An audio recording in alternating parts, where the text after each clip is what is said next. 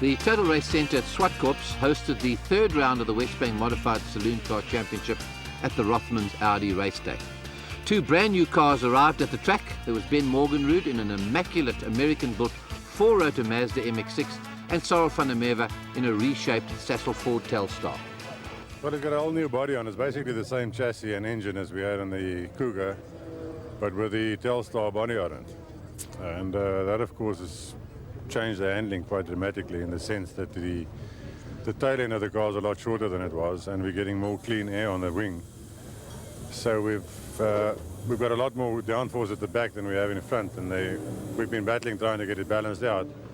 And we only ran the car for the first time yesterday, so I'll probably need another day of sorting out before it's going to be good. But first time out is not that disappointing. And how did you do in the time practice? We came fourth. Second, third, fourth, and fifth, I think, is only within 0.3. And Aberdeen's a clear second away, so he'll probably have his own race, and the rest of us will fight for second. Well, yesterday was very close. There were 4 or 5 cars within a second and a half. Today it looks a bit further apart. I think hopefully I can get away and win both. I had a good qualifying session. Practice went very well. I'm very happy. Who's next to you there? I think Terry is. I haven't had a look at the final grid, but there are about 4 of them very close, all around the 47.5, 47.6 mark. Give us a prediction for Heat 1. Well, I'll give you what I'd like to happen. I'd like to obviously get in front and stay there. And then I think Terry might have his hands full with Cyril and maybe the Mazda, and we'll see how Sorensen goes. Now that Mazda looks very nice and it sounds impressive. What's it like out there? Is the Mazda going to give you a hard time, do you think? I think it's still very new.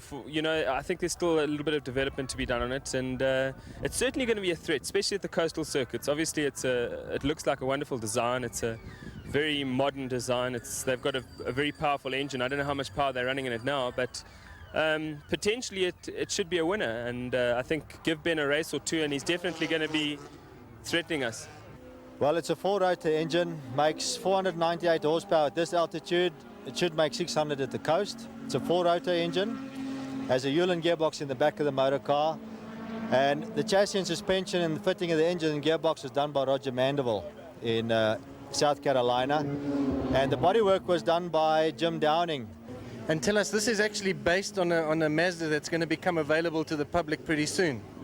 Yes, it's the new Mazda range. This is based on the MX-6. They arrived on the floors this week, and I must say, as impressed as I am with this motor car, I'm just as impressed with the Mazda MX-6 on the road car. And here's the heavy metal of South African Motorsport. Classes A and B of the Wesbank. A's up to 5.8 litre, B's up to 5 litre. And a rolling start to save the transmissions. Chris Aberdeen, the far side there, dictates the pace at the start. Moss alongside him into Cyril van der Merwe. Gets a terrible start. He was off the turbo there. And Ben Morgenrud tears away from him. So does Richard Sorensen in their Chord Sound Audi. Through total there. Onto the brakes as they go into Conti. Wider line, and now they're tucking very tightly as they come out of Continental. It's Aberdeen in the front with Moss. Ben Morgenrud, that screaming rotor sounds like a Formula 1 car. And we're in with Class B now. It's Gary Dunkley. And this is a fight to see. It's Larry Wolford in the Saybat Skyline, the Gearmax Skyline of Johan Kutsis alongside him, and we're in with Gary Dunkley as they go down to Citizen. And it's Aberdeen and Moss and Morgenrud and Sorensen and Cyril van der Merwe left at the line there. Got a very bad start indeed. Chris Aberdeen now seems to have the jump on all of them. They all lapped within 1 second before the start. And here's the other 3 cars that lapped at identical times in practice. And Cyril van der Merwe making his move now on Sorensen as he comes along the Michelin Straight. He's on the inside. He takes the tighter line as he goes through total. Now it's onto the brakes. Heavy braking there to the left hand. It closes the door.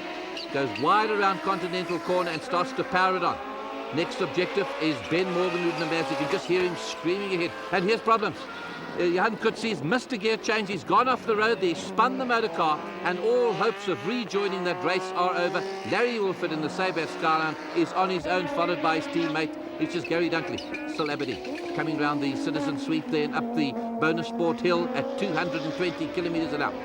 Here's the Mazda, and the Ford is right on his tail. Van der Merwe is intent on passing Ben Morgenrud. Both these Sassel-sponsored motor cars hard at work. Down the hill to the Saybat Sweep, that bank sweep, and hauling up along the Michelin Straight, and Van der Merwe is making his move. He loves to do it on that side of the road. As he comes past the wall of the pits, he's got the inside line. He's keeping Morgenhood out, and then he's going to close the door as he goes across the road. You can see the brake marks all the others have used, and Van der Merwe has gone to third position. Morgenhood is screaming that Mazda along. A beautiful looking car, looks more like a sports racing car than a saloon, is this new MX-6. At 240, 260 kilometers an hour down to the brake marks for the Citizen Sweep. Up the Bosel Sport Hill, and Dunkley is in trouble. His clutch is slipping, and here are the two leaders. It's Aberdeen still with Moss trying to get through. He's got a harder compound tire, and you can hear Dunkley battling with that clutch. As the two leaders go away, it's Aberdeen with Moss, wrong choice of tires, down on power. He just can't get through. And Paddy Driver in the IGR Mazda RX-7 is out of the race as well. He's run bearings in his rotary engine. Last chance coming up there now for Terry Moss. He's got to find a way through. Aberdeen is leading the championship. The champion, the reigning champion, Terry Moss, is in second position, and he doesn't like it at all. And trouble for Morgenhood. He's punctured his wheel. He's gone straight to save the motor car and come to rest, as you see in that cloud of dust there. Well, Morgenhood most disappointed. Very popular with the gallery, and a kick of the tyres if he's buying a second-hand motor car. Just R1 million worth of motor car, sidelined by a puncture. And we're into the final stage of the race, and Moss is still trying. He tried on the inside. Now he's going to try and take a title line on the inside. They're coming around Bosel, but Aberdeen's got the acceleration on him. And here's Van der Merwe in third place, but closing on him.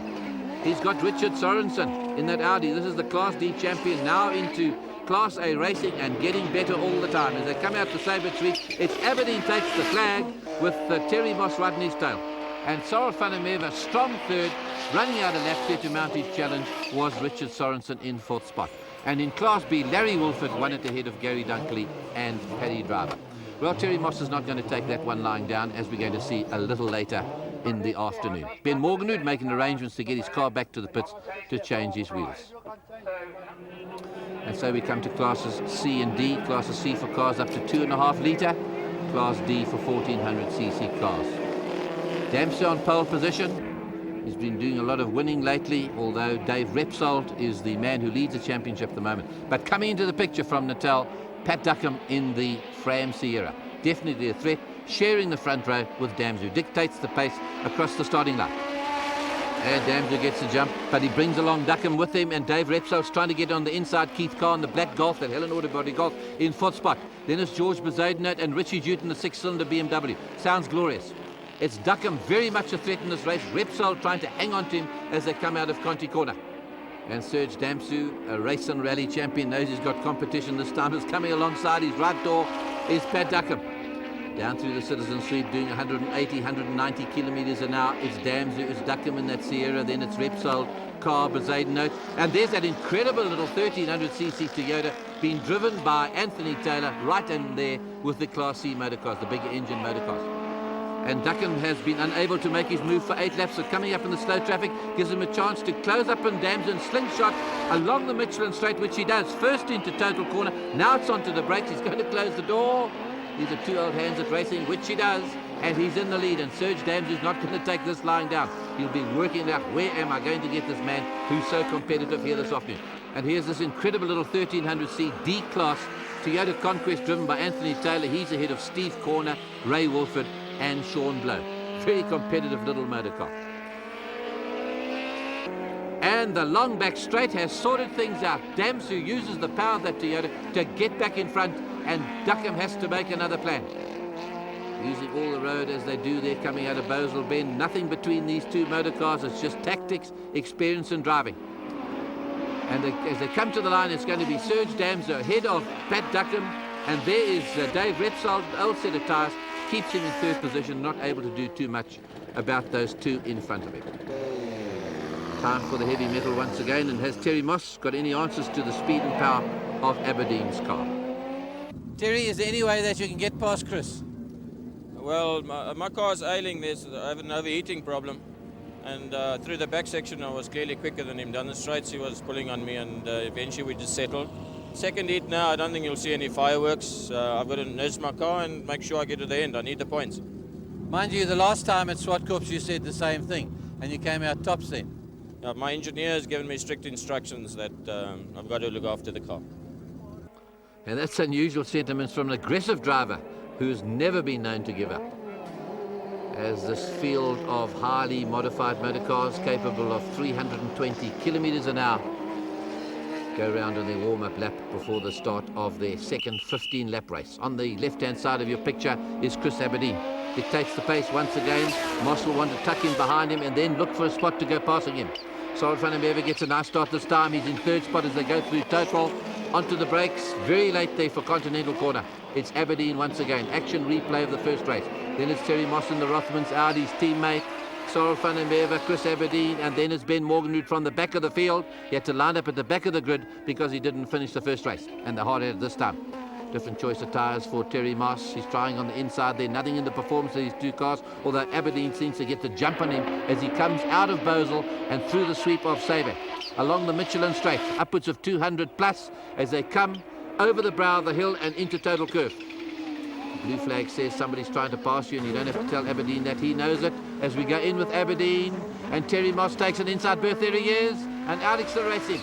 He left the gate open for just a moment, and Moss took his chances, and that's the sort of aggression you get from Terry Moss at this circuit and other circuits all over the country.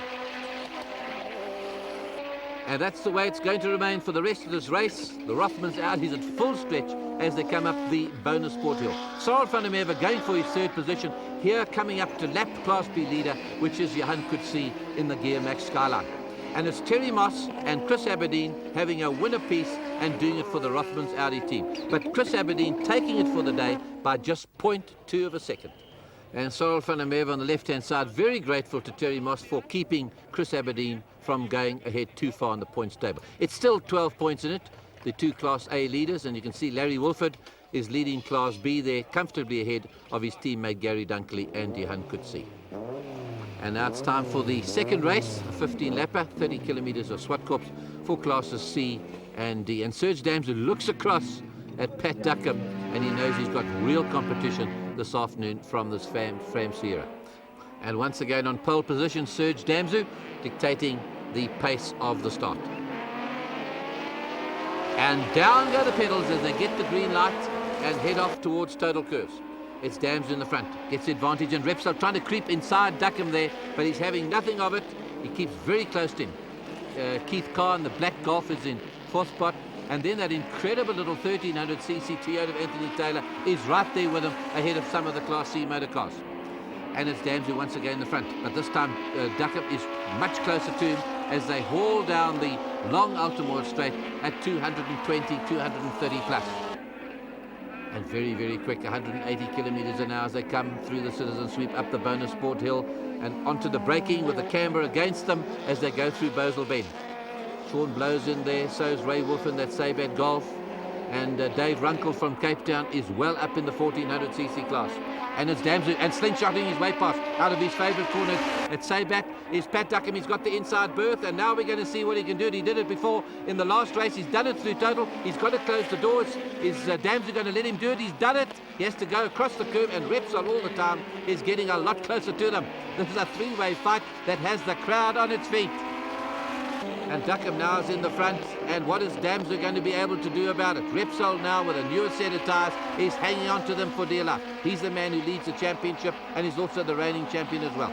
The 1600cc Toyota incredibly quick. This is the way it stayed for the remaining 12 laps of this race. Duckham in front in the 2-litre Cosworth engine Ford ahead of that 1600cc Toyota, but he certainly give him competition all the way to the flag.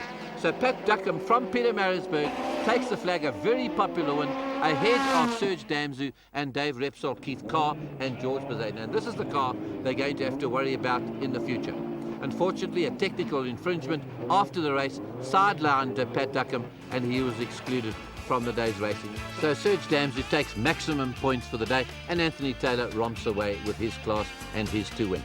So look at the points table after 3 rounds of Wesbank Modified Championship. Dave Repsol still in the lead ahead of Serge Damsel. Anthony Taylor in Class D leading his category by 36 points. And after another great day of motorsport, there is more of this action coming up in round 4 of the Wesbank Modified Saloon Car Championship.